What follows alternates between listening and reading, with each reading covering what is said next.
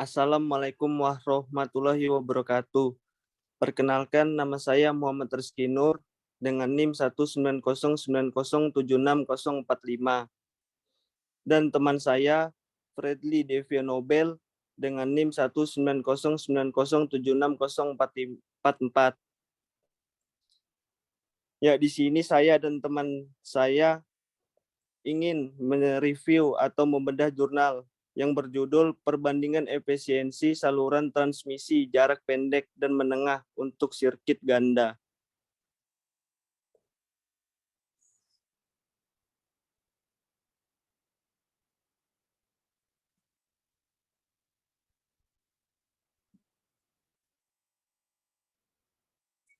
Ya, langsung saja masuk ke pendahuluan.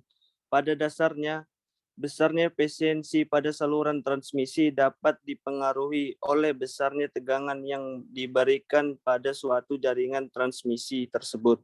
Oleh karena itu, saluran transmisi yang dialiri arus listrik akan terdapat fluksi. Dengan timbulnya fluksi pada saluran transmisi akan terdapat kapasitansi yang dapat mempengaruhi besarnya aliran daya dari pusat pembangkit sampai kepada pusat beban. Aliran daya dapat pula dipengaruhi oleh tekanan dan induktansi yang terdapat pada penghantar. Pada tulisan ini, penulisan akan membahas mengenai perbandingan efisiensi saluran transmisi jarak pendek dan menengah untuk sirkuit ganda. Dari hasil perhitungan nilai efisiensi untuk saluran transmisi jarak pendek dengan panjang saluran 25 mil adalah 95,935%.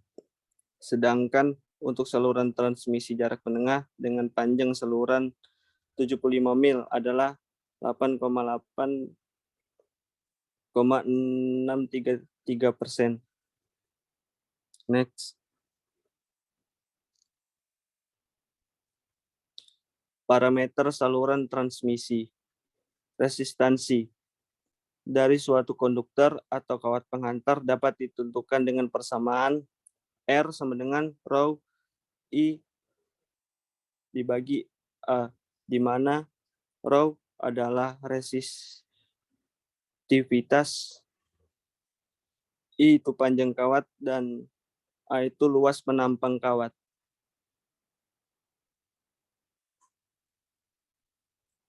Induktansi. Induktansi dapat didefinisikan berdasarkan dua persamaan dari berbagai berikut. Yang pertama, tegangan induksi pada suatu kumparan konduktor adalah sama dengan perubahan fluksi lingkup yang melingkapi kumparan atau konduktor tersebut. Ya, bisa dilihat di sini persamaannya, di mana V tegangan induksi pada kumparan atau volt dan T adalah fluksi lingkup. Next. Kapasitasi.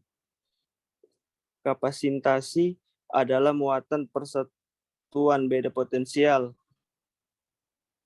yaitu bisa dilihat dengan persamaan berikut, di mana Q muatan atau kolom dan V beda potensial atau bisa dibilang volt. Apabila ada suatu konduktor bermuatan, maka akan terjadi beda potensial antara dua titik di sekitar konduktor tersebut.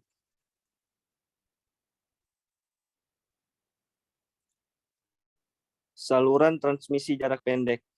Pada saluran transmisi pendek, kapasitansi sangat kecil dan belum berpengaruh pada aliran daya dari pusat pembangkit ke pusat beban, sehingga dapat diabaikan. Aliran daya hampir dipengaruhi oleh tekanan dan induktansi. Ya, penjelasan selanjutnya akan dijelaskan dengan teman saya.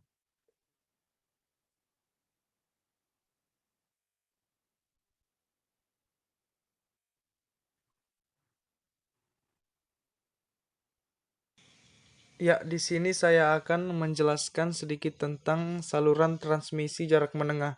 Pada saluran transmisi jarak menengah, yang panjangnya kira-kira 50 sampai 150 mil. Selain dari tahanan, induktansi dan kapasitansi dari saluran transmisi sudah mulai berpengaruh terhadap aliran daya. Nah, sebagai pendekatan, rangkaian ekuivalen saluran transmisi jarak menengah, impedasi disimbolkan dengan Z, dikumpulkan di tengah-tengah saluran dan admitansi paralel disimbolkan dengan Y. Dikumpulkan sebahagian pada sisi ujung pengirim dan sebahagian pada sisi penerima. Rangkaian seperti ini disebut rangkaian nominal. Rangkaian nominal P. Ya, mungkin next. Di sini ada efisiensi saluran transmission. Nah, di sini kita bisa melihat rumus dari efisiensi saluran transmisi. Bisa dilihat pada gambar, di mana simbol dari efisiensi seperti pada gambar. PR akar 3 VR IR cos theta. Kemudian ada PR cos theta R dan seterusnya. Bisa dilihat seperti pada gambar. Kemudian next. Di sini kita akan sedikit menjelaskan tentang efisiensi saluran transmisi jarak pendek. Di sini ada beberapa contoh efisiensi salurannya, dimulai dari besar hambatan untuk jarak 25 mil.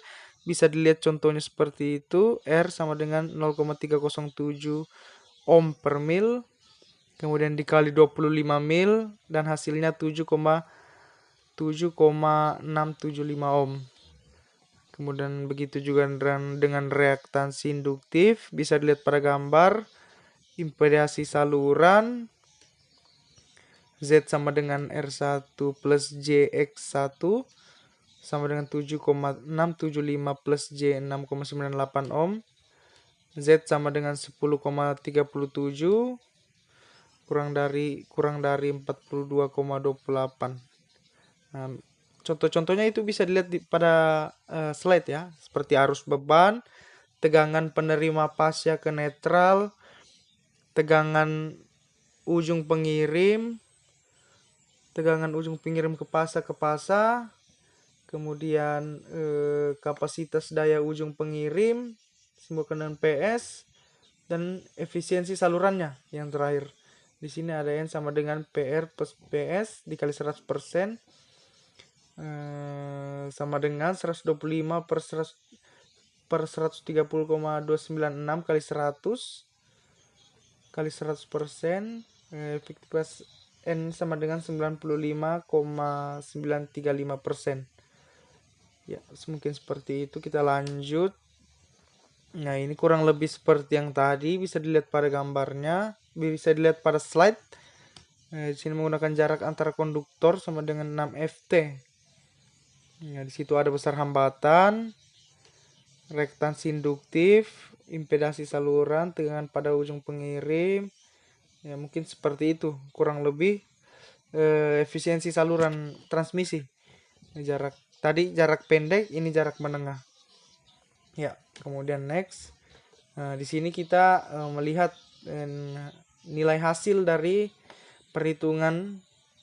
Bisa dilihat pada tabel di samping ini. Nah, perhitungan yang tadi transmisi pendek dan transmisi menengah ini bisa kita lihat pada slide ini.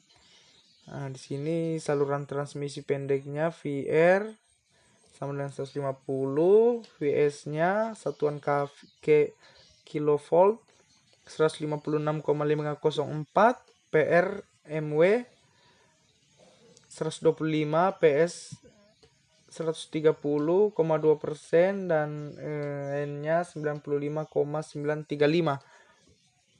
Nah, mungkin bisa lihat pada gambar saluran transmisi menengah 150 dan seterusnya.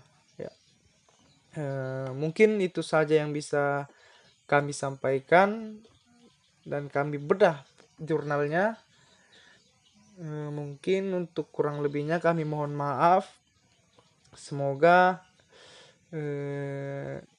bisa